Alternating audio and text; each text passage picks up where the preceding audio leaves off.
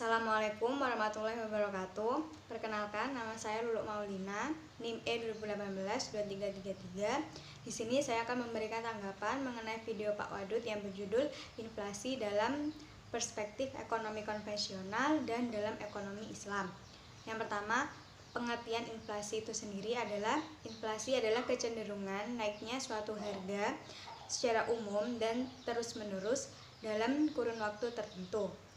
Maksudnya, jika dalam suatu negara terjadi kenaikan harga secara terus-menerus, maka akan mengakibatkan turunnya nilai mata uang dalam suatu negara tersebut. Secara garis besar, inflasi dibedakan menjadi 3 macam, yaitu ada inflasi menurut laju inflasinya, yang kedua ada inflasi menurut penyebabnya, dan yang ketiga ada inflasi menurut asalnya. Yang pertama yaitu inflasi menurut laju inflasi, itu dibagi menjadi 3 macam, yaitu inflasi merayap. Inflasi ini terdiri dari di bawah 10% per tahun. Dan yang kedua ada inflasi menengah. Inflasi ini terdiri dari antara 10% sampai 30% per tahun. Dan yang ketiga ada hyperinflation atau inflasi tinggi, yaitu terdiri antara 30% sampai 100% per tahun, atau bahkan bisa mencapai di atas 100%. Yang kedua, ada inflasi menurut penyebabnya. Itu dibagi menjadi 2, yaitu yang pertama, inflasi permintaan, di mana inflasi ini terjadi karena adanya permintaan yang tinggi dari masyarakat akan suatu barang. Namun, ketersediaan dalam suatu negara itu sedikit, maka terjadi ketidakseimbangan antara permintaan dengan persediaan.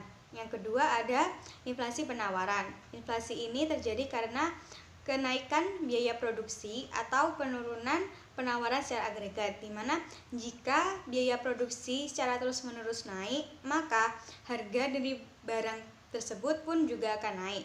Jika barang tersebut naik, maka penawaran pun yang dilakukan di pasaran juga akan ikut naik. Nah, yang ketiga ada inflasi menurut asalnya, yaitu ada 2, yaitu yang pertama ada inflasi domestik atau inflasi yang berasal dari daerah itu sendiri, dan yang kedua ada inflasi yang berasal dari luar negeri, di mana inflasi ini terjadi karena akibat kenaikan biaya produksi dari luar negeri atau kenaikan biaya impor. Sebab-sebab inflasi sendiri terdiri dari 3 macam, yaitu ada inflasi permintaan yang disebabkan oleh inflasi permintaan, yang kedua disebabkan oleh inflasi penawaran, dan yang ketiga disebabkan oleh inflasi campuran, yaitu perpaduan antara inflasi penawaran dengan inflasi permintaan. Kemudian dalam ekonomi Islam, pembagian inflasi terdapat 2 macam, yaitu natural inflation atau inflasi alami, di mana inflasi ini terjadi secara alami dan tidak dapat dikendalikan oleh orang.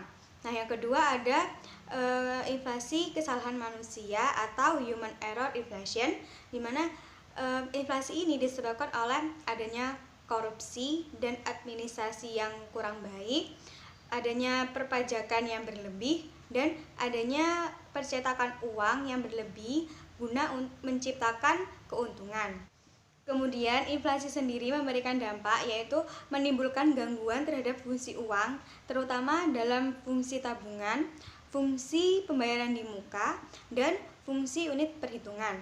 Nah, kemudian ada solusi inflasi dalam ekonomi Islam, yaitu ada 2, yaitu dengan cara kebijakan fiskal dan dengan cara kebijakan moneter. Sekian video dari saya, kurang lebihnya saya mohon maaf. Wallahul muwaffiq ila aqwamit thoriq. Assalamualaikum warahmatullahi wabarakatuh.